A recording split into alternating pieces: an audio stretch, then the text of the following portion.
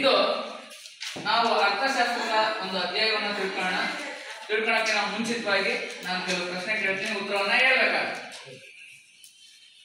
ನೀವೆಲ್ಲರೂ ಕೂಡ ನಿಮ್ಮಲ್ಲಿ ನಾನು ಒಬ್ಬ ವಿದ್ಯಾರ್ಥಿನಿ ಅಂತ ಹೇಳ್ತೀನಿ, ಒಬ್ಬಜ್ಜ ಇದ್ದಾರ. ನೀನು ವಾಸ ಮಾಡ್ತಾ ಇರ್ತಕ್ಕಂಥದ್ದು ಹಳ್ಳಿ ಪ್ರದೇಶದಲ್ಲೋ ಪಟ್ಟಣ ಪ್ರದೇಶದಲ್ಲೋ? ಹಳ್ಳಿ ಪ್ರದೇಶ. ನಿಮ್ದು ಯಾವ ಹಳ್ಳಿ? ಚಿರಕರಟ್ಟಿಯಲ್ಲಿ ವಾಸ ಮಾಡ್ತಾ ಇದೆಯಾ? ಗ್ರಾಮೀಣ ಪ್ರದೇಶ. ಹೌದು. ಇಂತಹ ನಮ್ಮ ಭಾರತದಲ್ಲಿ ಹಳ್ಳಿಗಳು ಜಾಸ್ತಿ ಇದಾವೋ ಪಟ್ಟಣಗಳು ಜಾಸ್ತಿ ಇದಾವೋ? ವಿಠಲ್ ನಾಯಕ ಹೇಳ. ಹಳ್ಳಿಗಳ ಸಂಖ್ಯೆ ಜಾಸ್ತಿ ಇದೆ. Very good. ಸರಿ ವಿದ್ಯಾರ್ಥಿಗಳೇ, ನೋಡಿ ನಮ್ಮ ಭಾರತದಲ್ಲಿ ಹಳ್ಳಿಗಳ ಸಂಖ್ಯೆನೇ ಹೆಚ್ಚಾಗಿದೆ. ಇಂತಹ ಒಂದು ಹಳ್ಳಿಗಳಲ್ಲಿ ವಾಸಿಸ್ತಕ್ಕಂಥ ಜನರ ಜೀವನ ಮಟ್ಟ ಎಲ್ಲವುಗಳನ್ನು ನಾವು ಇವತ್ತು ಅಭಿವೃದ್ಧಿ ಪಡಿಸ್ತಾ ಇದ್ದೇವೆ. ಈ ನಿಟ್ಟಿನಲ್ಲಿ ನಿಮಗೆ ಒಬ್ಬ ಮಹಾನ್ ವ್ಯಕ್ತಿಗಳ ಭಾವಚಿತ್ರಗಳನ್ನ ತೋರಿಸ್ತೀನಿ, ನೀವು ಅದನ್ನ ಗುರುತಿಸ್ಬೇಕಾಗ್ತದೆ. ಈ ಭಾವಚಿತ್ರ ಯಾರ್ದು? ಯಶವಂತ್ ಕುಮಾರ್ ಹೇಳಪ್ಪ, ಯಾರ್ದಿದು? ಜವಾಹರ್ಲಾಲ್ ನೆಹರು. ಸರಿಯಾಗಿದೆ.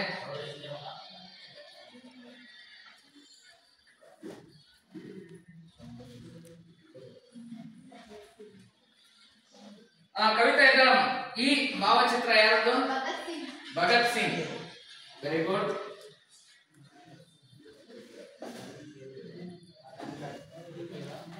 ಈ ಭಾವಚಿತ್ರ ಯಾರದ್ದು? ಶಿವಮಣಿ? ಸರ್ದಾರ್ ವಲ್ಲಭಾಯಿ ಪಟೇಲ್. ಕೊನೆಯದಾಗಿ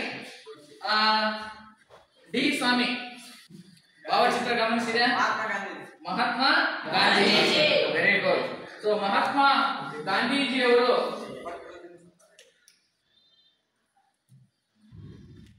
ಭಾರತದ ನಿಜವಾದ ಅಭಿವೃದ್ಧಿ ಎಂದರೆ ಗ್ರಾಮಗಳ ಅಭಿವೃದ್ಧಿ ಎಂದಿದ್ದಾರೆ. ಯಾಕೆಂತಂದ್ರೆ ಭಾರತ ಹಳ್ಳಿಗಳ ದೇಶ. ದೇಶ ಅಭಿವೃದ್ಧಿ ಆಗ್ಬೇಕಂದ್ರೆ ಮೊದಲು ಗ್ರಾಮಗಳು ಏನಾಗಬೇಕು? ಈ ಮಹಾತ್ಮ ಗಾಂಧೀಜಿಯವರು ನೀಡಿದಂತ ಹೇಳಿಕೆ ಆಧಾರದ ಮೇಲೆ ನಾವಿವತ್ತು ಸಮಾಜ ವಿಜ್ಞಾನದ ಅರ್ಥಶಾಸ್ತ್ರ ವಿಭಾಗದ 30ನೇ ಅಧ್ಯಾಯವಾದ ಗ್ರಾಮೀಣಾಭಿವೃದ್ಧಿ ಪಾಠವನ್ನ ಅಭ್ಯಾಸ ಮಾಡೋಣ. ಗ್ರಾಮೀಣಾಭಿವೃದ್ಧಿಯ ಅರ್ಥ, ಮಹತ್ವ, ಪ್ರಾಮುಖ್ಯತೆಯನ್ನ ನಾವು ಈ ಅವಧಿಯಲ್ಲಿ ತಿಳ್ಕೊಳ್ಳೋಣ. ವಿದ್ಯಾರ್ಥಿಗಳೇ, ಗ್ರಾಮೀಣಾಭಿವೃದ್ಧಿ ಬಗ್ಗೆ ಮಹಾತ್ಮ ಗಾಂಧೀಜಿಯವರ ಹೇಳಿಕೆಯನ್ನು ನೀವು ಗಮನಿಸಿದ್ರಿ. ಈ ಒಂದು ಸಂದರ್ಭದಲ್ಲಿ ಮಹಾತ್ಮ ಗಾಂಧೀಜಿಯವರ ಒಂದು ಉತ್ತಮ ಆದರ್ಶಗಳನ್ನ ಬಿಂಬಿಸುವ ಒಂದು ಕಥೆನ ನಾನು ಈ ಸಂದರ್ಭದಲ್ಲಿ ಹೇಳ್ತೀನಿ, ಗಮನ ಇಟ್ಟು ಕೇಳಿ. ಮಹಾತ್ಮ ಗಾಂಧೀಜಿಯವರು ಬಾಲಕರಿದ್ದಾಗ ಅನೇಕ ಸ್ನೇಹಿತರ ಗೆಳೆತನವನ್ನು ಅವರು ಮಾಡ್ತಾರೆ. ಆಗ ತಂದೆ ತಾಯಿ, ಗಾಂಧೀಜಿಯವರ ತಂದೆ ತಾಯಿಯವರಿಗೆ ಸಲಹೆಯನ್ನು ಕೊಡ್ತಾರೆ. ಏನಂತ? ನೋಡಪ್ಪ, ನೀನು ಯಾವಾಗಲೂ ನೀನೇನು ಸ್ನೇಹವನ್ನ ಮಾಡ್ತೀಯ, ಗೆಳೆತನವನ್ನ ಮಾಡ್ತೀಯ, ಅವರ ಗೆಳೆತನ ಹೇಗಿರ್ಬೇಕು ಅಂತಂದ್ರೆ ಒಳ್ಳೆಯವರ ಸಹವಾಸ ಮಾಡಬೇಕು, ಒಳ್ಳೆಯವರ ಸಂಘವನ್ನ ನೀನು ಮಾಡಬೇಕು. ಯಾಕೆ ಅಂತಂದ್ರೆ ಒಳ್ಳೆಯ ಗುಣ ನಿನ್ನಲ್ಲಿ ಬೆಳೆಯುತ್ತದೆ.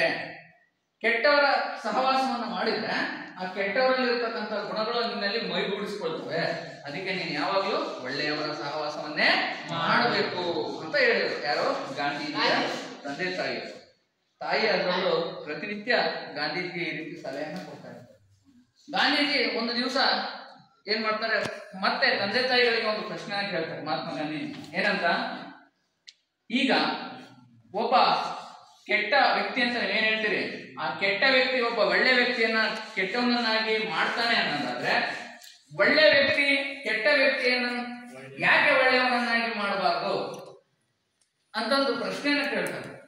ಅಷ್ಟೇ ಅಲ್ಲದೆ ಸಕಾರಾತ್ಮಕ ಗುಣಗಳು, ಒಬ್ಬ ವ್ಯಕ್ತಿಯಲ್ಲಿರ್ತಕ್ಕಂತಹ ಸಕಾರಾತ್ಮಕ ಗುಣವನ್ನು ಹೊಂದಿದಂತ ಒಬ್ಬ ವ್ಯಕ್ತಿಯನ್ನ ನಕಾರಾತ್ಮಕವಾಗಿರ್ತಕ್ಕಂಥ ಕೆಟ್ಟ ಗುಣಗಳನ್ನು ಹೊಂದಿರುವ ವ್ಯಕ್ತಿ ಹಾಳು ಮಾಡ್ತಾನೆ ಅನ್ನೋದಾದ್ರೆ, ಈ ಸಕಾರಾತ್ಮಕ ಗುಣವುಳ್ಳಂತಹ ವ್ಯಕ್ತಿ ನಕಾರಾತ್ಮಕ ಗುಣವುಳ್ಳ ಹಲವು ವ್ಯಕ್ತಿಗಳ ಜೀವನವನ್ನ ಬದಲಾಯಿಸಬಹುದು, ಅವನಲ್ಲಿ ಶಾಂತಿಯನ್ನ ಮಾಡಬಹುದು.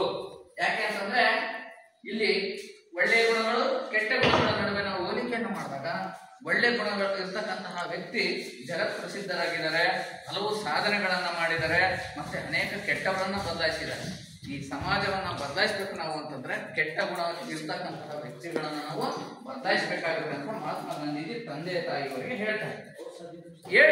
ಹೇಳ್ತಾರೆ ಕೆಟ್ಟ ಗುಣಗಳ ಹೊಂದಿರ್ತಕ್ಕಂಥ ವ್ಯಕ್ತಿಯನ್ನ ಒಳ್ಳೆ ಗುಣಗಳ ಹೊಂದಿರತಕ್ಕಂಥ ನಮ್ಮಂತ ವ್ಯಕ್ತಿಗಳು ನಾವೇನ್ ಮಾಡಬೇಕು, ಅವರಲ್ಲಿರುವ ಕೆಟ್ಟ ಗುಣಗಳನ್ನು ಹೋಗಲಾಡಿಸ್ಬಿಟ್ಟು ಸಮಾಜದಲ್ಲಿ ಶಾಂತಿಯುತ ಜೀವನವನ್ನ ನಡೆಸಬೇಕು, ಅವ್ರನ್ನೂ ಒಳ್ಳೆಯವರನ್ನಾಗಿ ಮಾಡಬೇಕು ಎಂಬತಕ್ಕಂಥ ಆದರ್ಶವನ್ನ ಹೇಳ್ತಾರೆ. ಅರ್ಥ ಆಗ್ತದೆ ನಮ್ಮ ವಿದ್ಯಾರ್ಥಿಗಳೇ? ಇಲ್ಲಿ ಗಾಂಧೀಜಿ ಹೇಳಿದಂತಹ ಇಲ್ಲಿವರೆಗೂ ಉತ್ತಮ ಆದರ್ಶದ ಕಥೆ ನೀವು ಕೇಳಿದ್ರಿ ಅಲ್ವಾ? ಹಾಗಾದ್ರೆ ಕೆಟ್ಟವರ ಸಹವಾಸ ಮಾಡ್ಬೇಕೋ ಮಾಡಬಾರ್ದು? ಮಾಡ್ಬೇಕು. ಅವರಲ್ಲಿ ಇರ್ತಕ್ಕಂಥ ಕೆಟ್ಟ ಗುಣಗಳನ್ನ ಹೋಗಲಾಡಿಸುವ ಪ್ರಯತ್ನವನ್ನ ನೀವು ಮಾಡ್ಬೇಕು ಅಲ್ವಾ? ಸೊ ಈ ಒಂದು ಗಾಂಧೀಜಿಯವರ ಈ ಒಂದು ವ್ಯಕ್ತಿತ್ವದ ಆದರ್ಶ ಗುಣಗಳನ್ನ ನೀವು ಕೂಡ ನಿಮ್ಮ ಜೀವನದಲ್ಲಿ ಪಾಲಿಸ್ರಿ ಅಂತ ಹೇಳ್ತಾ ಇಲ್ಲಿವರೆಗೂ ಕಥೆಯನ್ನ ಕೇಳಿದ್ರಿ. ಈಗ ಗಾಂಧೀಜಿಯವರು ಗ್ರಾಮೀಣಾಭಿವೃದ್ಧಿ ಬಗ್ಗೆ ಒಂದು ಹೇಳಿಕೆಯನ್ನು ನೀಡಿದ್ರು ಅಂತ ಹೇಳಿದ್ರೆ, ಏನಂತ, ಭಾರತದ ನಿಜವಾದ ಅಭಿವೃದ್ಧಿ ಅಂದರೆ ಅದು ಗ್ರಾಮಗಳ ಹೇಳಿಕೆನ ಬರ್ತಾರೆ ವಿದ್ಯಾರ್ಥಿಗಳು. ಮಹಾತ್ಮ ಗಾಂಧೀಜಿ ಹೇಳಿದರು. ಮಹಾತ್ಮ ಗಾಂಧೀಜಿ ಏನಂತ ಹೇಳಿದರೆ, ಭಾರತದ ನೈಜ ಅಭಿವೃದ್ಧಿ ಎಂದರೆ ಅದು ಗ್ರಾಮಗಳ ಅಭಿವೃದ್ಧಿ. ನೈಜ ಅಭಿವೃದ್ಧಿ ಎಂದರೆ ಅದು ಗ್ರಾಮಗಳ ಅಭಿವೃದ್ಧಿ.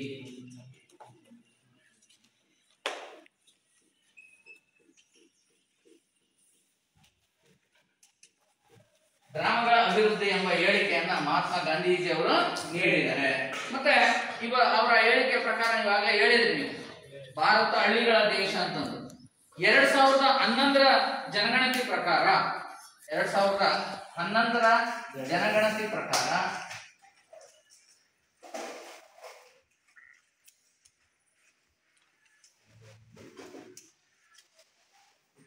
ಭಾರತದಲ್ಲಿ ಎಷ್ಟು ಜನ ಗ್ರಾಮ ಪ್ರದೇಶಗಳಲ್ಲಿ ವಾಸ ಮಾಡ್ತಾ ಇದ್ರು? 50%ಕ್ಕಿಂತ ಹೆಚ್ಚು ಜನ, ಅಂದ್ರೆ 68.84% ಜನ, 68.84% ಜನಸಂಖ್ಯೆ ಗ್ರಾಮಗಳಲ್ಲಿ ವಾಸವಾಗಿತ್ತು. ನೋಡಿ ವಿದ್ಯಾರ್ಥಿಗಳು, 68.84%. ಇನ್ನ ಉಳಿದಂತ 31.16% ಜನ ಪಟ್ಟಣಗಳಲ್ಲಿ ವಾಸವಾಗಿದ್ದಾರೆ. ಹಾಗಾದ್ರೆ ನಮ್ಮ ಭಾರತ ಹಳ್ಳಿಗಳ ದೇಶ ಅನ್ನಕ್ಕೆ ಈ ಒಂದು ಜನಗಣತಿಯ ಅಂಕಿ ಸಂಖ್ಯೆಗಳೇ ಒಂದು ಸಾಕ್ಷಿಯಾಗಿವೆ. ಹಾಗಾದ್ರೆ ಈ ಒಂದು ಜನಸಂಖ್ಯೆ ಹೆಚ್ಚಾಗಿ ಭಾರತದಲ್ಲಿ ಹಳ್ಳಿಗಳಲ್ಲೇ ವಾಸ ಮಾಡ್ತಾ ಇದೆ. ಹಾಗಾದ್ರೆ ಗ್ರಾಮಗಳ ಅಭಿವೃದ್ಧಿ ಆಗಬೇಕಾಗಿದೆ. ಸೊ ನಮ್ಮ ಪಾಠನೂ ಕೂಡ ಅದೇ ಇವತ್ತು, ಗ್ರಾಮೀಣಾಭಿವೃದ್ಧಿಯ ಅರ್ಥ ಮತ್ತು ಮಹತ್ವ ಇವುಗಳನ್ನ ಮತ್ತು ವಿಕೇಂದ್ರೀಕರಣ, ಇಷ್ಟು ಅಂಶಗಳನ್ನ ನಾವು ಈ ಒಂದು ತರಗತಿಯಲ್ಲಿ ಅಭ್ಯಾಸ ಮಾಡೋರಿದ್ದೀವಿ. ಈಗ ಗ್ರಾಮೀಣ ಪ್ರದೇಶಗಳಲ್ಲಿ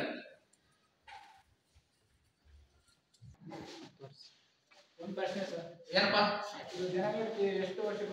ಜನಗಣತಿ ಎಷ್ಟು ವರ್ಷಗಳಿಗೊಮ್ಮೆ ನಡೆಯುತ್ತದೆ? ಯಾರಿಗಾರು ಉತ್ತರ ಗೊತ್ತಿದೆನಾ? ಪ್ರಜ್ವಲ್ ಹೇಳಪ್ಪ. 10 ವರ್ಷ. ಪ್ರತಿ 10 ವರ್ಷಗಳಿಗೊಮ್ಮೆ ನಡೆಯುತ್ತೆ. ಹಾಗಾದ್ರೆ ಇತ್ತೀಚಿನ ಜನಗಣತಿ ಎಷ್ಟು ನಡೆದಿದೆ? 2011. ಮುಂದಿನ ಜನಗಣತಿ ಎಷ್ಟು ನಡೀಬೇಕಾಗಿತ್ತು? 2021. ನಡೆದಿದ್ದೇನಾ? ಇಲ್ಲ. ಯಾಕೆ ನಡೆದಿಲ್ಲ? 2021 ಅಲ್ಲಿ ಸೆಕ್ಷುವಲಿ ಉತ್ತರ ಹೇಳ್ತಾನೆ. ಯಾಕಪ್ಪ? ಕೊರೋನಾ ಬಂತು ಸರ್. ಕೊರೋನಾ ಕಾರಣದಿಂದ ಈ ಒಂದು ಜನಗಣತಿ ನಡೆದಿಲ್ಲ.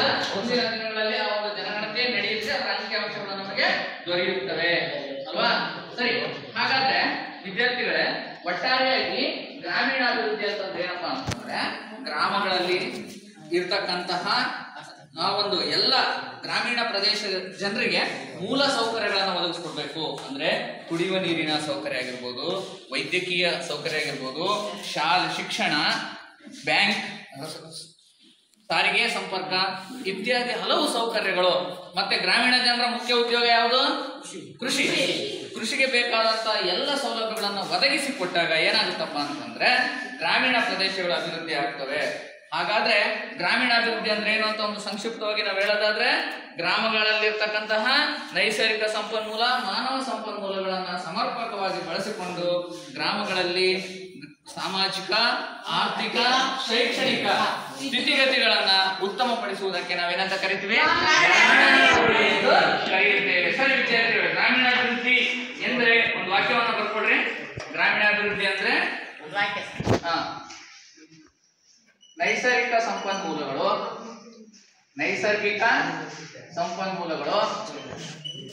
ನೈಸರ್ಗಿಕ ಸಂಪನ್ಮೂಲಗಳು ಮತ್ತು ಮಾನವ ಸಂಪನ್ಮೂಲವನ್ನು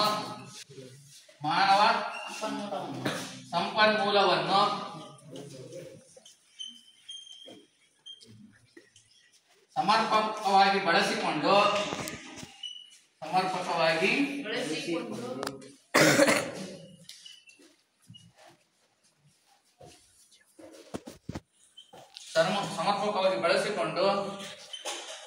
ಗ್ರಾಮೀಣ ಪ್ರದೇಶಗಳ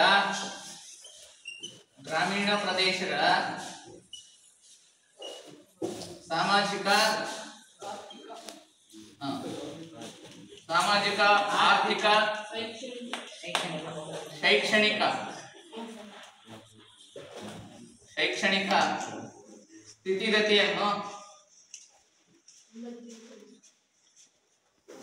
ಉನ್ನತೀಕರಿಸುವುದನ್ನು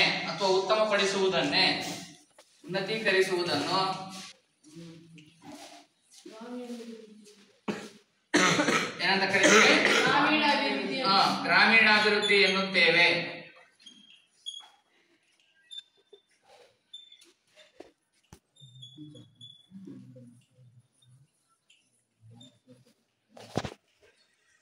ವಿದ್ಯಾರ್ಥಿಗಳ ಇಲ್ಲಿವರೆಗೂ ನಾವು ಗ್ರಾಮೀಣಾಭಿವೃದ್ಧಿ ಅಂದ್ರೆ ಏನು ಅಂತ ತಿಳ್ಕೊಂಡ್ವಿ. ಬಹುತೇಕ ಜನ ಎಲ್ಲಿ ವಾಸ ಮಾಡ್ತಿದ್ದಾರೆ? ಗ್ರಾಮಗಳಲ್ಲಿ. ಹಾಗಾದ್ರೆ ನೀವು ಕೂಡ ಎಲ್ಲಿ ವಾಸ ಮಾಡ್ತಾ ಇದ್ದೀರಿ? ಗ್ರಾಮಗಳಲ್ಲಿ. ಈ ಗ್ರಾಮಗಳನ್ನ ಅಭಿವೃದ್ಧಿ ಪಡಿಸಬೇಕು. ಈ ಗ್ರಾಮಗಳ ಒಂದು ಪಾಠವನ್ನ ನಾವು ಸಂದರ್ಶನ ವಿಧಾನದ ಮೂಲಕ ತಿಳಿದುಕೊಳ್ಳೋಣ. ನಿಮ್ಮಲ್ಲಿ ಯಾರಾದ್ರೂ ಒಬ್ಬ ವಿದ್ಯಾರ್ಥಿ ಸಂದರ್ಶಕನ ಪಾತ್ರವನ್ನ, ನಿರೂಪಕನ ಪಾತ್ರವನ್ನು ವಹಿಸಬೇಕು. ಮತ್ತೆ ನೀವೆಲ್ಲ ಹಳ್ಳಿ ಜನರ ಪಾತ್ರವನ್ನ ನಿರ್ವಹಿಸಬೇಕು. ಸೊ ಆ ಸಂದರ್ಶಕ ಏನೇನು ಪ್ರಶ್ನೆಗಳನ್ನ ಕೇಳ್ತಾನೆ, ಆ ಸಂದರ್ಶಕನ ಪ್ರಶ್ನೆಗಳಿಗೆ ಉತ್ತರವನ್ನ ನೀಡಿ ಆ ಉತ್ತರಗಳನ್ನೆಲ್ಲ ನಾವು ಒಂದು ದೃಢೀಕರಣ ಮಾಡೋಣ. ದೃಢೀಕರಣ ಮಾಡಿದಾಗ ಗ್ರಾಮಗಳಲ್ಲಿ ನೋಡಿ, ಸಂದರ್ಶಕರಾಗಿ ನಿರ್ವಹಿಸತಕ್ಕಂಥವ್ರು ಏನ್ ಪ್ರಶ್ನೆಗಳನ್ನ ಕೇಳಬೇಕು, ಗ್ರಾಮಗಳಲ್ಲಿ ಏನೇನು ಸಮಸ್ಯೆಗಳನ್ನ ಕಾಣ್ತೀವಿ ಅಂತ. ಯಾಕಂದ್ರೆ ನೀವು 2-3 ಗ್ರಾಮದಿಂದ ಮುಂದುವರೆದಿರಿ ತರಗತಿಯಲ್ಲಿ. ಪ್ರತಿಯೊಬ್ಬರು ಕೂಡ ನೀವು ಹಳ್ಳಿಯ ಜನರ ಪಾತ್ರವನ್ನ ಏನ್ ಮಾಡ್ಬೇಕಾದ್ರೆ ನಿರ್ವಹಿಸಬೇಕಾಗುತ್ತೆ. ಜೊತೆಗೆ ಆ ಸಂದರ್ಶಕರಾಗಿ ನಿರ್ವಹಿಸತಕ್ಕಂಥವ್ರು ಹಳ್ಳಿಯ ಸಮಸ್ಯೆಗಳನ್ನ ಕೇಳ್ತಾರೆ. ಅದೇ ರೀತಿಯಾಗಿ ಮತ್ತೆ ಈ ಒಂದು ಸಮಸ್ಯೆಗಳನ್ನ ಹೋಗ್ಲಾಡಿಸ್ಲಿಕ್ಕೆ ಯಾಕೆ ಈ ಸಮಸ್ಯೆಗಳನ್ನ ಹೋಗ್ಲಾಡಿಸ್ಬೇಕು ಅನ್ನೋ ಪ್ರಶ್ನೆಗಳನ್ನು ಕೂಡ ಸಂದರ್ಶಕನಾಗಿರ್ತಕ್ಕಂಥವ್ರು ಕೇಳಬೇಕಾಗುತ್ತೆ. ಹಾಗಾದ್ರೆ ಯಾರು ಸಂದರ್ಶಕನ ಪಾತ್ರವನ್ನ ನಿರ್ವಹಿಸ್ತೀರಿ ಈ ತರಗತಿಯಲ್ಲಿ? Very good. ಇದ್ದಾಳು. ನಿನ್ನ ಹೆಸರು ಅಜಯ್ ವಿ. ನೋಡಿ ನಿಮ್ಗೆಲ್ಲ ಗೊತ್ತಿದೆ, ನಿಮ್ಮ ಗೆಳೆಯನ ಹೆಸರು ಅಜಯ್ ವಿ. ಅಜಯ್ ವಿ ಈಗ ಗ್ರಾಮದ ಒಬ್ಬ ಈ ಒಂದು ಗ್ರಾಮೀಣ ಪ್ರದೇಶಕ್ಕೆ ಬಂದ್ಬಿಟ್ಟು ನಿಮ್ಮ ಇಂಟರ್ವ್ಯೂ ಅಂದ್ರೆ ನಿಮ್ಮ ಸಂದರ್ಶನವನ್ನು ಮಾಡ್ತಕ್ಕಂಥ ವ್ಯಕ್ತಿ ನಿರೂಪಕನ ಪಾತ್ರವನ್ನ ವಹಿಸ್ತಾನೆ. ನೀವೆಲ್ಲರೂ ಕೂಡ ಏನಾಗಬೇಕು, ಹಳ್ಳಿಯ ಜನರಿಗೆ ಕಾರ್ಯವನ್ನ ನಿರ್ವಹಿಸಬೇಕು. ಕೆಲವೊಂದು ಪಾಯಿಂಟ್ ಗಳನ್ನ ಬರ್ಕೋಬೇಕಾಗುತ್ತೆ. ಹಾಗಾದ್ರೆ ನಾವೀಗ ಶಾಲಾ ಮೈದಾನದಲ್ಲಿ ಹೋಗೋಣ.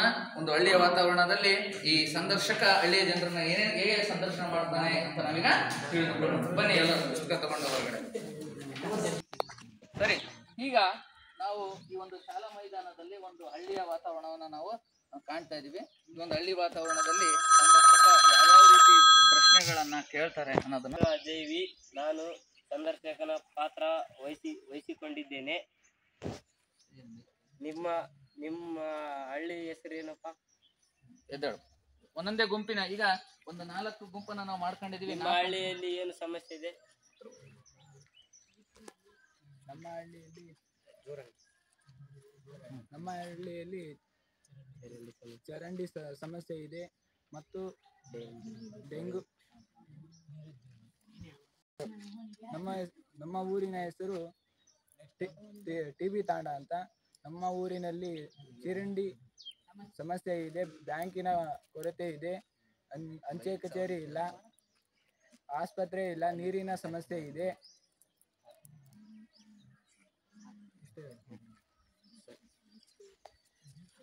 ನಿಮ್ಮ ಹಳ್ಳಿಯ ಹೆಸರೇನಪ್ಪ? ನಿಮ್ಮ ಹಳ್ಳಿಯಲ್ಲಿ ಏನು ಸಮಸ್ಯೆ ಇದೆ? ನಮ್ಮ ಹಳ್ಳಿ ಚಿಲಕನಟ್ಟಿ. ನಮ್ಮ ಗ್ರಾಮದಲ್ಲಿ ಚರಂಡಿ, ಬಡತನ, ಅನಕ್ಷರತೆ, ನಿರುದ್ಯೋಗಗಳ ಸಮಸ್ಯೆ ಬಹಳ ಹೆಚ್ಚಾಗಿ ಕಂಡುಬರುತ್ತಿದೆ. ಇಷ್ಟೇ. ಕಾಯಿಲೆಗಳು ಅತಿ ಹೆಚ್ಚಾಗುತ್ತಿದೆ ನಮ್ಮ ಗ್ರಾಮದಲ್ಲಿ. ನಿಮ್ಮ ಹಳ್ಳಿಯಲ್ಲಿ ಏನು ಸಮಸ್ಯೆ ಇದೆಯಪ್ಪ? ನಿಮ್ಮ ಹೆಸರೇನು? ನಮ್ಮ ಹಳ್ಳಿ ಆರೂನಹಳ್ಳಿ. ನನ್ನ ಹೆಸರು ಮನೋಜ್ ಕೆ. ನಮ್ಮ ಹಳ್ಳಿಯಲ್ಲಿ ಒಳಚರಂಡಿ ಸಮಸ್ಯೆಗಳಿವೆ ಮತ್ತು ರೋಡಿನ ಸಮಸ್ಯೆಗಳಿವೆ. ರೋಡು ತಗ್ಗುದಿನಗಳಿವೆ ಮತ್ತು ಶೌಚಾಲಯಗಳ ಸಮಸ್ಯೆ ಇದೆ. ಅನಾರೋಗ್ಯದಿಂದ ಒಂದು ಊರಿನಲ್ಲಿ ವೈದ್ಯರಿಲ್ಲ, ವೈದ್ಯರು ಬೇಕೆಂದು ವಿನಂತಿಕೊಳ್ತಾ ನಮ್ಮ ಸಮಸ್ಯೆಗಳನ್ನು ನಿಮ್ಮ ಹೆಸರೇನಮ್ಮ? ನಿಮ್ಮ ಹಳ್ಳಿಯಲ್ಲಿ ಏನು ಸಮಸ್ಯೆ ಇದೆ? ನನ್ನ ಹೆಸರು ಬಿ ಕವಿತಾ ಅಂತ. ನಮ್ಮೂರು ತಿಮ್ಲಾಪುರ ಬಂದ್ಬಿಟ್ಟು ನಮ್ಮೂರಲ್ಲಿ ಸ್ಕೂಲ್ಗಳಿಲ್ಲ. ಭಾಳ ಹೆಣ್ಮಕ್ಳಿಗೆ ತೊಂದರೆ ಆಗ್ತಾ ಇದೆ. ನೀರಿನ ಸಮಸ್ಯೆ ಹೆಚ್ಚಾಗಿದೆ, ಅದನ್ನು ಕಡಿಮೆ ಮಾಡಬೇಕು. ವೈದಿಕರ ಸಮಸ್ಯೆ ಇದೆ.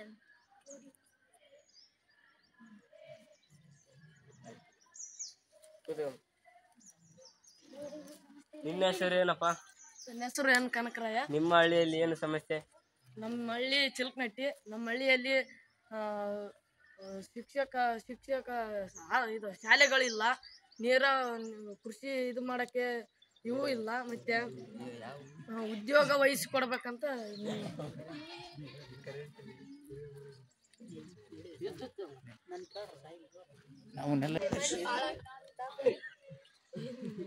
ಎದ್ದಳಪ್ಪ. ನಿನ್ನ ಹೆಸರೇನು? ನಿಮ್ಮ ಗ್ರಾಮದಲ್ಲಿ ಏನು ಸಮಸ್ಯೆ? ಊರಿನ ಹೆಸರು ಎರಡಲ್ಲಿ. ನನ್ನ ಹೆಸರು ಸುಹಾಸ್. ನಮ್ಮ ಊರಿನಲ್ಲಿ ಬ್ಯಾಂಕ್ ಮತ್ತು ಇಲ್ಲ ಬ್ಯಾಂಕಿಗೆ ಹೋಗ್ಬೇಕಂದ್ರೆ ಸಿಟಿಗಳಿಗೆ ಹೋಗ್ಬೇಕು. ನಮಗೆ ಸರಿಯಾದ ಬಸ್ಸುಗಳು ಇಲ್ಲ, ಬಸ್ ಸ್ಟ್ಯಾಂಡ್ ಇಲ್ಲ.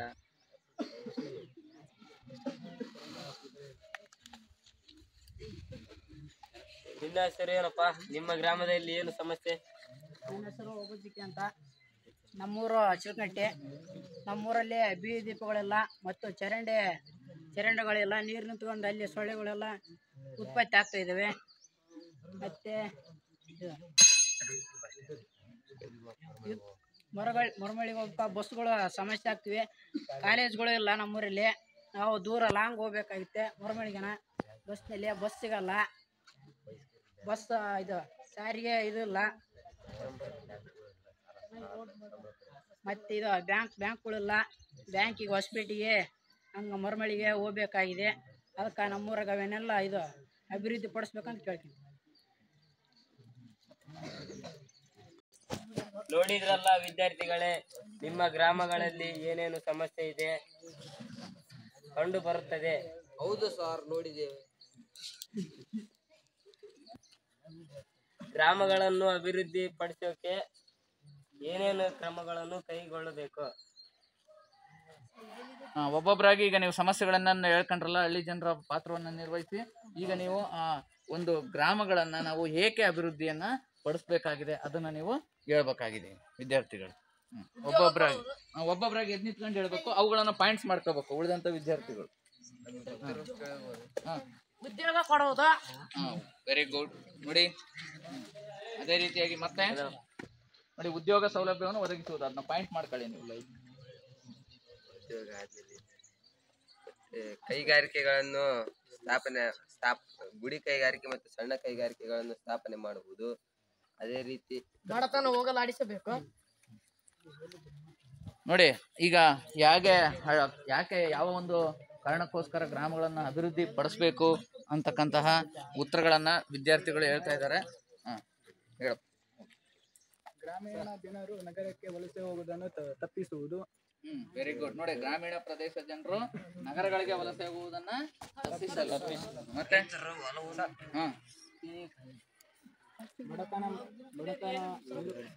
ಬಡತನವನ್ನು ಹೋಗಲಾಡಿಸುವುದು.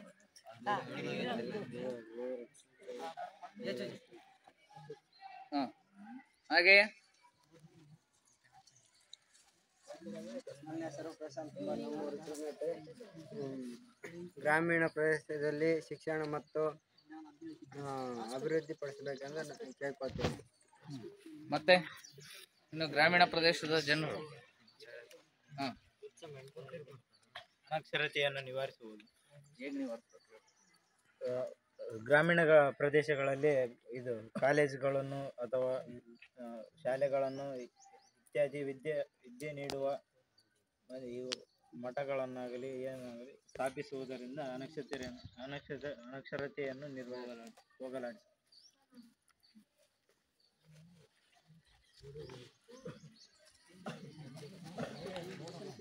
ಹಳ್ಳಿಗಳಲ್ಲಿ ವೈದ್ಯರು ಇರಬೇಕು.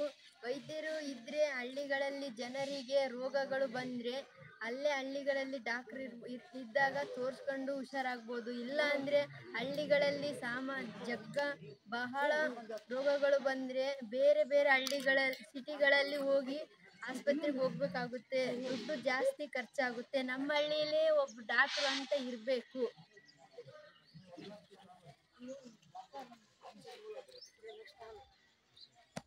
ನಮ್ಮ ದೇಶದ ಬೆನ್ನೆಲುಬು ನಮ್ಮ ರೈತ. ಹಳ್ಳಿಗಳಲ್ಲಿ ರೈತ ಇರುತ್ತಾನೆ. ರೈತನಿಗೆ ಸಾಲಗಳು ಎಲ್ಲವೂ ಕೊಟ್ಟು ಅಭಿವೃದ್ಧಿ ಪಡಿಸಿದರೆ ಮುಂದೆ ನಮಗೆ ಆಹಾರ ತಯಾರಿಸಲು ಸಾಧ್ಯವಾಗುತ್ತೆ. ಇಲ್ಲಾಂದರೆ ರೈತರ ಮಕ್ಕಳು ಹಳ್ಳಿಗಳಲ್ಲಿ ಹೀಗೆ ನಮ್ಮ ಕೈಯಲ್ಲಿ ದುಡಿಯೋದಾಗಲ್ಲ ತಂದು ಸಿಟಿಗಳಕ್ಕೆ ಹೋಗಿ ಸೇರ್ಕೊಂಡ್ರೆ ಯಾರಿಗೂ ಅನ್ನ ಇಲ್ದಂಗೆ ಆಕತಿ. ಆಮೇಲೆ ಗ್ರಾಮೀಣ ಅಭಿವೃದ್ಧಿ ಕೂಡ ಆಗಲ್ಲ, ಸಿಟಿಗಳು ಕೂಡ ಅಭಿವೃದ್ಧಿ ಆಗಲ್ಲ. ನಮ್ಮ ದೇಶದಲ್ಲಿ ಉತ್ಪನ್ನಗಳು ಕಡಿಮೆ ಆಗ್ತವೆ.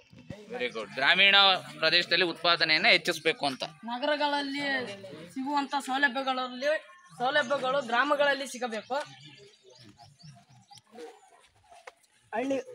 ಸಿಟಿಗಳಲ್ಲಿ ಅಷ್ಟೇ ಅಲ್ಲ, ಬ್ಯಾಂಕ್ಗಳು ಹಳ್ಳಿಗಳಲ್ಲಿ ಸಿಗಬೇಕು. ಬ್ಯಾಂಕ್ಗಳೆಲ್ಲ ಹಳ್ಳಿಗಳಲ್ಲಿ ಇರಬೇಕಂತ ಹೇಳ್ತೀವಿ.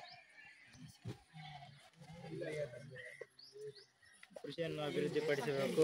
ಏಕೆಂದರೆ ಇವು ಬಾವಿಗಳು, ಕೊಳವೆ ಬಾವಿಗಳು, ಕಾಲುವೆಗಳು, ಕೆರೆ ಇತ್ಯಾದಿಗಳನ್ನು ನಿರ್ಮಿಸುವುದರಿಂದ ಕೃಷಿ ಅಭಿವೃದ್ಧಿ ಉತ್ಪನ್ನಗಳು ಹೆಚ್ಚಾಗುತ್ತವೆ. ಇದರಿಂದ ಗ್ರಾಮವು ಅಭಿವೃದ್ಧಿಯಾಗುತ್ತದೆ. ಇದರಿಂದ ಮುಂದುವರೆಯುವ ರಾಷ್ಟ್ರವಾಗುತ್ತದೆ ನಮ್ಮ ಭಾರತ.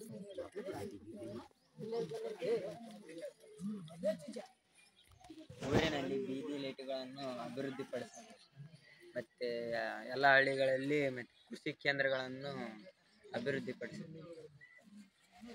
ಜ್ಞಾನ ಕೌಶಲ್ಯ ಮತ್ತು ದುಡಿಯುವ ಸಾಮರ್ಥ್ಯವನ್ನು ಹೆಚ್ಚಿಸುವುದು ಮತ್ತು ಸಣ್ಣ ಕೈಗಾರಿಕೆಗಳನ್ನು ಅಭಿವೃದ್ಧಿಪಡಿಸುವುದು.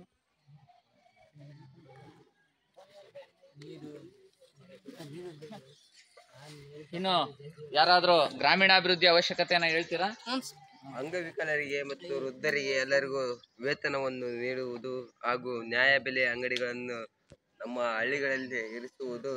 ಅದೇ ರೀತಿ ಸರ್ಕಾರಿ ಎಲ್ಲ ಅವಶ್ಯಕತೆಗಳನ್ನು ಹಳ್ಳಿ ಜನರಿಗೆ ಏನು ಗೊತ್ತಿರಲ್ಲ, ಮುದ್ದರಂತಂದೇಳಿ ಅವರೇ ತಿನ್ನೋದಲ್ಲ, ಎಲ್ಲರಿಗೂ ಕೊಡ್ಬೇಕಂತ ವಿನಂತಿ. ಗ್ರಾಮಗಳಲ್ಲಿ ದನ ಕರುಗಳಿಗೆ ನೀರು ಇದಾಗರಲ್ಲ, ನೀರು ಸಂಗ್ರಹಕ್ಕೆ ಕಟ್ಟಿಸಿಕೊಡ್ಬೇಕಂತ ಕೇಳ್ಕೊಂತೀವಿ.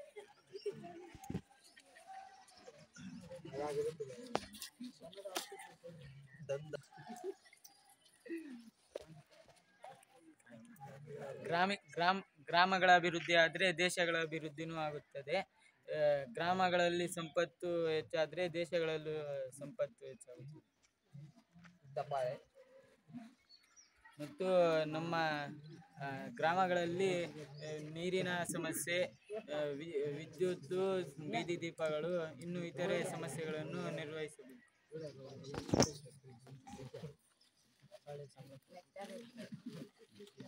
ಸರಿ, ಹಾಗಾದ್ರೆ ವಿದ್ಯಾರ್ಥಿಗಳೇ, ಇಲ್ಲಿವರೆಗೂ ಸಂದರ್ಶನ ವಿಧಾನದಲ್ಲಿ ಭಾಗವಹಿಸಿದಂತಹ ಅಜಯ್ ವಿ ಮತ್ತೆ ನಿಮ್ಗೆಲ್ಲರೂ ಕೂಡ ಹಳ್ಳಿಯ ಒಂದು ವಾತಾವರಣದಲ್ಲಿ ನೀವು ಹಳ್ಳಿಯ ಜನರಾಗಿ ನಿಮ್ಮ ಹಳ್ಳಿಗಳ ಸಮಸ್ಯೆಗಳನ್ನು ಈ ಒಂದು ಸಂದರ್ಶನ ವಿಧಾನದ ಮೂಲಕ ಚೆನ್ನಾಗಿ ತಿಳ್ಕೊಂಡಿದ್ದೀರಿ. ಈಗ ನಾನೊಂದು ನಿಮಗೆ ಚಟುವಟಿಕೆಯನ್ನು ಕೊಡ್ತೀನಿ. ಆ ಚಟುವಟಿಕೆಯನ್ನು ಮಾಡಬೇಕು. ಮೊದಲನೇದಾಗಿ ನಿಮ್ಮ ನೋಟ್ಬುಕ್ಗಳಲ್ಲಿ ಒಂದು ಪ್ರಶ್ನೆಯನ್ನ ಕೊಡ್ತೀನಿ. ನೀವು ಪಟ್ಟಿಯನ್ನು ಮಾಡ್ತಾ ಹೋಗ್ಬೇಕು. ಮೊದಲನೇ ಪ್ರಶ್ನೆ ಏನಪ್ಪಾ ಅಂತಂದ್ರೆ, ಗ್ರಾಮಗಳಲ್ಲಿ ಕಂಡು ಬರುವ ಸಮಸ್ಯೆಗಳು, ಇವುಗಳನ್ನ ಪಟ್ಟಿ ಮಾಡಿ. ಗ್ರಾಮಗಳಲ್ಲಿ ಕಂಡು ಬರುವ ಸಮಸ್ಯೆಗಳನ್ನು ಪಟ್ಟಿ ಮಾಡಿ. ಗ್ರಾಮಗಳಲ್ಲಿ ಕಂಡು ಬರುವ ಸಮಸ್ಯೆಗಳನ್ನು ಪಟ್ಟಿ ಮಾಡಿ. ಗ್ರಾಮಗಳಲ್ಲಿ ಕಂಡು ಬರುವ ಸಮಸ್ಯೆಗಳನ್ನು ಪಟ್ಟಿ ಮಾಡಿ. ನಿಮಗೆ 2 ನಿಮಿಷ ಕಾಲಾವಕಾಶ ಇರುತ್ತೆ. ಯಾರ್ಯಾರು ಹೆಚ್ಚು ಅಂಶಗಳನ್ನು ಪಟ್ಟಿ ಮಾಡ್ತೀರೋ ಅವರು ಎದ್ದು ನಿಂತ್ಕೊಂಡು ಹೇಳ್ಬೋದು. ಈಗ ನಿಮ್ಮ ಗ್ರಾಮಗಳಲ್ಲಿ ಕಂಡು ಬರುವ ಸಮಸ್ಯೆಗಳು, ನಿಮ್ಮ ಗ್ರಾಮಗಳಲ್ಲಿ ಕಂಡು ಬರುವ ಸಮಸ್ಯೆಗಳು.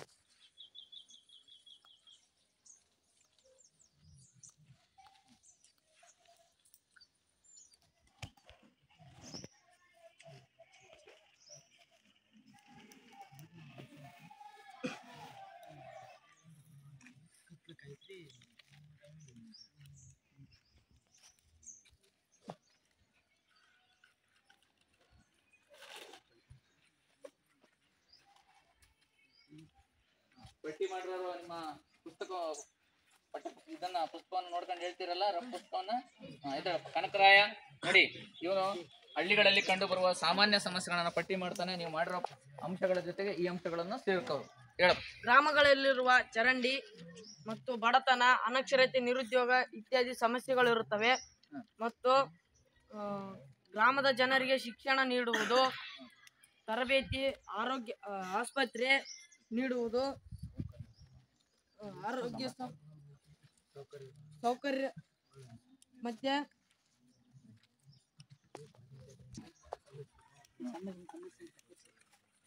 ಚರಂಡಿ ಸಮಸ್ಯೆಗಳಿರ್ತವೆ. ಬೀದಿ ದೀಪಗಳು ಸಮಸ್ಯೆಗಳು, ಕೈಗಾರಿಕಾ ಸಮಸ್ಯೆಗಳು, ಬ್ಯಾಂಕಿನ ಸಮಸ್ಯೆಗಳು, ಶಾಲಾ ಕಾಲೇಜಿನ ಸಮಸ್ಯೆಗಳು, ಸಾರಿಗೆ ಸಂಪರ್ಕ ಸಮಸ್ಯೆಗಳು ಮತ್ತು ಮಕ್ಕಳಿಗಾಗಲಿ ವೃದ್ಧರಿಗಾಗಲಿ ಓದೋಕೆ ಗ್ರಂಥಾಲಯಗಳು ಸಮಸ್ಯೆಗಳು ಇರುತ್ತವೆ. ಸರಿ ವಿದ್ಯಾರ್ಥಿಗಳ, ಈಗ ಗ್ರಾಮೀಣ ಪ್ರದೇಶಗಳು ಎದುರಿಸಿರುವ ಸಮಸ್ಯೆಗಳನ್ನ ನಾವೀಗ ಪಟ್ಟಿ ಮಾಡಿದ್ವಿ. ಈಗ ನಾವು ಗ್ರಾಮಗಳನ್ನ ಅಭಿವೃದ್ಧಿ ಪಡಿಸ್ಬೇಕೆ ಅನ್ನೋದು ಒಂದು ಪ್ರಶ್ನೆ. ಗ್ರಾಮಗಳನ್ನ ಅಭಿವೃದ್ಧಿ ಪಡಿಸ್ಬೇಕಾ? ಅದನ್ನೇ ನಾವು ಗ್ರಾಮೀಣ ಅಭಿವೃದ್ಧಿಯ ಮಹತ್ವ, ಪ್ರಾಮುಖ್ಯತೆ ಅಂತ ನಾವೀಗ ತಿಳ್ಕೊಳ್ಳೋಣ. ಈಗ ಗ್ರಾಮೀಣಗಳನ್ನ ಏಕೆ ಅಭಿವೃದ್ಧಿ ಪಡಿಸಬೇಕು, ಗ್ರಾಮೀಣ ಅಭಿವೃದ್ಧಿಯ ಮಹತ್ವವನ್ನು ನೀವು ಒಂದು ಪಟ್ಟಿಯನ್ನ ನೀವು ತಯಾರು ಮಾಡ್ಬೇಕು. ಈಗ ಇಲ್ಲಿವರೆಗೂ ಏನ್ ಚರ್ಚೆ ಮಾಡಿದ್ವಿ ಗೊತ್ತಾಗ್ತಿದೆಯಲ್ಲ? ಗ್ರಾಮಗಳನ್ನ ಅಭಿವೃದ್ಧಿ ಮಾಡಿಸೋದ್ರಿಂದ ಏನೇನ್ ಅನುಕೂಲ ಅಂತ ಅಂಶಗಳನ್ನ ನೀವು ಪಟ್ಟಿ ಮಾಡಿದ್ವಿ. ಗ್ರಾಮೀಣಾಭಿವೃದ್ಧಿಯ ಮಹತ್ವ ಅಂತ ಹೆಡ್ಡಿಂಗ್ ಬರ್ತೀವಿ. ಗ್ರಾಮೀಣಾಭಿವೃದ್ಧಿಯ ಮಹತ್ವ ಅಥವಾ ಪ್ರಾಮುಖ್ಯತೆ. 2 ನಿಮಿಷ ಕಾಲಾವಕಾಶ ಇರುತ್ತೆ.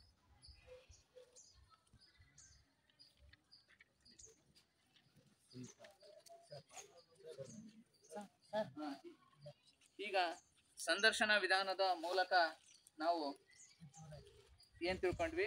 ಗ್ರಾಮಗಳ ಸಮಸ್ಯೆಗಳು ಮತ್ತೆ ಗ್ರಾಮ ಅಭಿವೃದ್ಧಿಯ ಮಹತ್ವ ಅಂತ. ಈಗ ಯಾರು ಪಟ್ಟಿ ಮಾಡಿದಿರಿ? ಈಗ ಟೈಮ್ ಕೊಟ್ಟಿದ್ದಲ್ಲ, ಈಗ ನವೀನ್ ನಾಯಕ ಎಲ್ಲರೂ ಮಾಡಿದಿರಿ. Very good. ಈಗ ನವೀನ್ ನಾಯಕ ಹೇಳಿ, ಆಮೇಲೆ ಮುಂದಿನವ್ರು ಮಾಡೋಣ. ಜೋರಾಗಿ ಹೇಳಪ್ಪ. ಗ್ರಾಮಗಳಲ್ಲಿರುವ ಚರಂಡಿ, ಬಡತನ, ಅನಕ್ಷರತೆ, ನಿರುದ್ಯೋಗ ಇತ್ಯಾದಿ ಸಮಸ್ಯೆಗಳನ್ನು ಹೋಗಲಾಡಿಸಲು ಗ್ರಾಮಗಳಲ್ಲಿ ಅಭಿವೃದ್ಧಿ ಪಡಿಸಬೇಕು. ಗ್ರಾಮದ ಜನರಿಗೆ ಶಿಕ್ಷಣ, ತರಬೇತಿ, ಆರೋಗ್ಯ ಇತ್ಯಾದಿ ಸೌಲಭ್ಯಗಳನ್ನು ಒದಗಿಸಬೇಕು. ಅವರ ಜ್ಞಾನ, ಕೌಶಲ್ಯ, ದುಡಿಯುವ ಸಾಮರ್ಥ್ಯವನ್ನು ಹೆಚ್ಚಿಸಬೇಕು. ಗ್ರಾಮೀಣ ಪ್ರದೇಶಗಳಲ್ಲಿ ಕೃಷಿಯ ಜೊತೆಗೆ ಪಶುಪಾಲನೆ ಇತ್ಯಾದಿ ಉದ್ಯೋಗಗಳನ್ನು ಅಭಿವೃದ್ಧಿಪಡಿಸಬೇಕು. ಗ್ರಾಮೀಣ ಪ್ರದೇಶದ ಜನರಿಗೆ ಸಾರಿಗೆ ಸಂಪರ್ಕ, ಮಾರುಕಟ್ಟೆ, ವಿದ್ಯುತ್, ನೀರಾವರಿ ಇತ್ಯಾದಿ ಸೌಕರ್ಯಗಳನ್ನು ಒದಗಿಸಬೇಕು. Very good. ನೋಡಿ, ಇಲ್ಲಿವರೆಗೂ ನೀವು ಗ್ರಾಮೀಣ ಅಭಿವೃದ್ಧಿಯ ಮಹತ್ವವನ್ನ ತಿಳ್ಕೊಂಡ್ರಿ. ಹಾಗಾದ್ರೆ ನಾನು ಮತ್ತೊಂದು ಪ್ರಶ್ನೆ ಕೇಳ್ತೀನಿ ವಿದ್ಯಾರ್ಥಿಗಳಿಗೆ. ಗ್ರಾಮಗಳನ್ನ ಅಭಿವೃದ್ಧಿ ಪಡಿಸ್ತಕ್ಕಂತ ಕೆಲಸವನ್ನ ಯಾರು ಮಾಡ್ಬೇಕು? ಗ್ರಾಮಗಳನ್ನ ಅಭಿವೃದ್ಧಿ ಪಡಿಸ್ತಕ್ಕಂತ ಯಾರು ಹೇಳ್ತೀರಿ? ಹೇಳಪ್ಪ. ಗ್ರಾಮ ಪಂಚಾಯಿತಿಯವರು ಅಂದ್ರೆ ಆ ಗ್ರಾಮದ ಜನರೇ ಆ ಒಂದು ಗ್ರಾಮ ಪಂಚಾಯಿತಿಯಲ್ಲಿ ಆಯ್ಕೆ ಆಗ್ಬಿಟ್ಟು ಆ ಒಂದು ಗ್ರಾಮದ ಸಮಸ್ಯೆಗಳನ್ನ ಅಭಿವೃದ್ಧಿ ಹೋಗಲಾಡಿಸಿ ಗ್ರಾಮಗಳನ್ನ ಅಭಿವೃದ್ಧಿ ಪಡಿಸ್ಬೇಕು. ಕೂತ್ಕೊಳ್ರಿ. ನೋಡಿ, ಈಗ ನಿಮ್ಮ ಪ್ರಶ್ನೆ, ನನ್ನ ಪ್ರಶ್ನೆ ನಿಮ್ಮ ಉತ್ತರ ಸರಿ ಇದೆ. ಗ್ರಾಮ ಪಂಚಾಯಿತಿ ಅಂತ ಅಂದ್ರೆ ಪ್ರತಿಯೊಂದು ಗ್ರಾಮದ ಆಡಳಿತವನ್ನ ಆ ಗ್ರಾಮದ ಜನರಿಗೆ ವಹಿಸಿ ಕೊಡಬೇಕು. ಇದನ್ನ ನಾವು ವಿದ್ಯಾರ್ಥಿಗಳು ಏನಂತ ಕರಿತೀವಿ? ಅಧಿಕಾರ ವಿಕೇಂದ್ರೀಕರಣ. ಸರಿ, ಓಕೆ. ಅಧಿಕಾರ ವಿಕೇಂದ್ರೀಕರಣ ಬರ್ಕೊಳ್ಳಿ. ಅಧಿಕಾರ ವಿಕೇಂದ್ರೀಕರಣ. ಅಧಿಕಾರ ವಿಕೇಂದ್ರೀಕರಣ ಅಂದ್ರೇನು? ಪ್ರತಿಯೊಂದು ಗ್ರಾಮದ ಆಡಳಿತದ ಜವಾಬ್ದಾರಿಯನ್ನ ಆ ಹಳ್ಳಿಯ ಜನರಿಗೆ ವಹಿಸಿಕೊಡುವುದು ಎಂದರ್ಥ. ಸೊ ಇದರಿಂದ ಹಳ್ಳಿಗಳು ಏನಾಗ್ತವೆ? ಅಭಿವೃದ್ಧಿ ಆಗುತ್ತೆ. ಹೇಗೆ ಅಭಿವೃದ್ಧಿಯನ್ನು ಆಗ್ತವೆ? ಆ ಹಳ್ಳಿಯ ಜನರಿಗೆ ವಹಿಸಿಕೊಟ್ರೆ ಹಳ್ಳಿ ಆಡಳಿತವನ್ನ. ಹೇಳಪ್ಪ ಮನೋಜ್. ಪಂಚಾಯತಿಯಲ್ಲಿ ಅಧ್ಯಕ್ಷರಾಗಿ ಎಲ್ಲಾ ಊರುಗಳಲ್ಲಿ ಹೋಗಿ ಅವ್ರು ಅಡ್ಡಾಡೋದಾಗಲ್ಲ ಸರ್. ಹಾಗಾಗಿ ಅವ್ರ ಊರಲ್ಲಿ ಒಬ್ಬ ಅಧ್ಯಕ್ಷರನ್ನಾಗಿ ಮಾಡಿ ಅವರೇ ಜನಗಳಿಗೆ ಹೇಳಿ ಒಂದು ನಾಯಕರನ್ನು ನಿರ್ವಹಿಸಿದ್ರೆ ಆ ಸಮಸ್ಯೆಗಳು ಗೊತ್ತಾಗತ್ತೆ ಆ ಅಧ್ಯಕ್ಷನಿಗೆ. ಹಾಗೆ ಮತ್ತೆ ಊರಲ್ಲಿ ಏನೇನು ಸಮಸ್ಯೆಗಳು ಅಂತ ಕಂಡಿಡ್ಕೊಂಡು ಪರಿಹಾರವನ್ನು, ಸೌಕರ್ಯಗಳನ್ನು ನಿರ್ವಹಿಸ್ತಂತ. Very good. ನೋಡಿ, ಹಳ್ಳಿಯ ಜನರಿಗೆ ಆಡಳಿತವನ್ನು ವಹಿಸಿ ಕೊಟ್ರೆ, ಅಧಿಕಾರಕ್ಕೆ ಬಂದ್ರೆ ಆ ಹಳ್ಳಿಯ ಸಮಸ್ಯೆಗಳನ್ನ ತಿಳ್ಕೊಂಡು ಅವುಗಳನ್ನ ಬಗೆಹರಿಸುವ ಕೆಲಸವನ್ನು ಅವರು ಮಾಡ್ತಾರೆ. ಇದನ್ನೇ ಗಾಂಧೀಜಿ ಅವ್ರು ಏನಂತ ಕರೆದಿದ್ದಾರೆ? ಗ್ರಾಮ ಸ್ವರಾಜ್ಯ. ಯಾಕಪ್ಪ ಅಂತಂದ್ರೆ ಆ ಹಳ್ಳಿಯ ಆಡಳಿತವನ್ನು ಅದೇ ಹಳ್ಳಿಯ ಜನರಿಗೆ ವಹಿಸಿಕೊಟ್ಟಾಗ ಏನಾಗುತ್ತೆ? ಹಳ್ಳಿಯ ಸಮಸ್ಯೆಗಳು ನಿವಾರಣೆ ಆಗ್ಬಿಟ್ಟು ಸಮೃದ್ಧ ಗ್ರಾಮ, ಶ್ರೀಮಂತ ಗ್ರಾಮ, ಸಂಪದ್ಭರಿತ ಗ್ರಾಮಗಳು ನಿರ್ಮಾಣ ಆಗ್ತವೆ. ಇದನ್ನೇ ಮಹಾತ್ಮ ಗಾಂಧೀಜಿಯವರು ಏನಂತ ಕರೆದಿದ್ದಾರೆ? ಗ್ರಾಮ ಸ್ವರಾಜ್ಯ. ಗ್ರಾಮ ಸ್ವರಾಜ್ಯ. ಸರಿ ವಿದ್ಯಾರ್ಥಿಗಳೇ, ಈಗ ಗ್ರಾಮ ಸ್ವರಾಜ್ಯ ಅಂತ ಹೇಳಿಕೆನ ಯಾರು ನೀಡಿರೋರು? ಅದೊಂದು ಹೇಳಿಕೆ ಬರ್ಕೊಂಡ್ಬಿಡ್ರಿ. ಇಲ್ಲಿಗೆ ಈ ಒಂದು ಪಾಠವನ್ನ ನಿಲ್ಲಿಸೋಣ. ನಂತರ ಒಂದು ಗೃಹ ಕೆಲಸ ಕೊಡ್ತೀನಿ, ಬರ್ಕೊಡ್ರಿ. ಗ್ರಾಮ ಸ್ವರಾಜ್ಯ ಎಂಬ ಹೇಳಿಕೆಯನ್ನು ಯಾರು ನೀಡಿರೋದು? ಮಹಾತ್ಮ ಗಾಂಧೀಜಿ. ಬರ್ಕೊಡ್ರಿ. ಗ್ರಾಮ ಸ್ವರಾಜ್ಯ ಎಂಬ ಹೇಳಿಕೆಯನ್ನ ಯಾರು ನೀಡಿದ್ದಾರೆ? ಮಹಾತ್ಮ ಗಾಂಧೀಜಿ. ಮಹಾತ್ಮ ಗಾಂಧೀಜಿ. ಸರಿ ವಿದ್ಯಾರ್ಥಿಗಳೇ, ಈಗ ನಿಮಗೆ ಈ ಒಂದು ಅವಧಿಯ ಅಂತ್ಯದಲ್ಲಿ ಒಂದು ಹೋಮ್ವರ್ಕ್ ಅನ್ನ, ಗೃಹ ಕೆಲಸನ ಕೊಡ್ತೀನಿ, ಅದನ್ನ ಮನೇಲಿ ಬರ್ಕೊಡ್ರಿ. ಗ್ರಾಮೀಣ ಭಾರತದಲ್ಲಿ ಗ್ರಾಮೀಣಾಭಿವೃದ್ಧಿಯ ಮಹತ್ವವನ್ನು ತಿಳಿಸಿ. ಭಾರತದಲ್ಲಿ ಗ್ರಾಮೀಣಾಭಿವೃದ್ಧಿಯ ಮಹತ್ವವನ್ನು ತಿಳಿಸಿ. ಭಾರತದಲ್ಲಿ ಗ್ರಾಮೀಣಾಭಿವೃದ್ಧಿಯ ಮಹತ್ವವನ್ನು ತಿಳಿಸಿ. ಇನ್ನ ಮುಂದಿನ ಪ್ರಶ್ನೆ, ವಿಕೇಂದ್ರೀಕರಣ ಎಂದರೇನು? ವಿಕೇಂದ್ರೀಕರಣ ಎಂದರೇನು? ವಿಕೇಂದ್ರೀಕರಣ ಎಂದರೇನು? ಇನ್ನು ಮೂರನೇ ಪ್ರಶ್ನೆ, ಭಾರತದ ನಿಜವಾದ ಅಭಿವೃದ್ಧಿ ಎಂದರೆ, ಭಾರತದ ನೈಜ ಅಭಿವೃದ್ಧಿ ಎಂದರೆ ಅದು ಗ್ರಾಮಗಳ ಅಭಿವೃದ್ಧಿ. ಅದು ಗ್ರಾಮಗಳ ಅಭಿವೃದ್ಧಿ ಎಂದು ಯಾರು ತಿಳಿಸಿದ್ದಾರೆ? ಎಂದು ಯಾರು ತಿಳಿಸಿದ್ದಾರೆ? ಸರಿ ವಿದ್ಯಾರ್ಥಿಗಳೇ, ನಾವು ಇಲ್ಲಿಗೆ ಈ ಒಂದು ಅವಧಿನಲ್ಲಿ ಈ ಒಂದು ಗ್ರಾಮೀಣಾಭಿವೃದ್ಧಿಯ ಅರ್ಥ, ಮಹತ್ವ, ವಿಕೇಂದ್ರೀಕರಣದ ಬಗ್ಗೆ ತಿಳ್ಕೊಂಡಿದ್ದೀವಿ. ಇನ್ನು ಮುಂದಿನ ತರಗತಿಯಲ್ಲಿ ಈ ಒಂದು ಗ್ರಾಮೀಣಾಭಿವೃದ್ಧಿಯಲ್ಲಿ ಪಂಚಾಯತ್ ರಾಜ್ ಸಂಸ್ಥೆಗಳು ನೀವೇನು ಇಲ್ಲಿವರೆಗೂ ಹೇಳಿದಿರಿ, ಆ ಪಂಚಾಯತ್ ರಾಜ್ ಸಂಸ್ಥೆಗಳು ಹೇಗೆ ಕಾರ್ಯನಿರ್ವಹಿಸ್ತವೆ ಅನ್ನೋದನ್ನ ಮುಂದಿನ ಅವಧಿಯಲ್ಲಿ ನಾವು ತಿಳಿದುಕೊಳ್ಳೋಣ. ಈ ಅವಧಿನ ಇಲ್ಲಿಗೆ ಮುಗಿಸ್ತೇವೆ.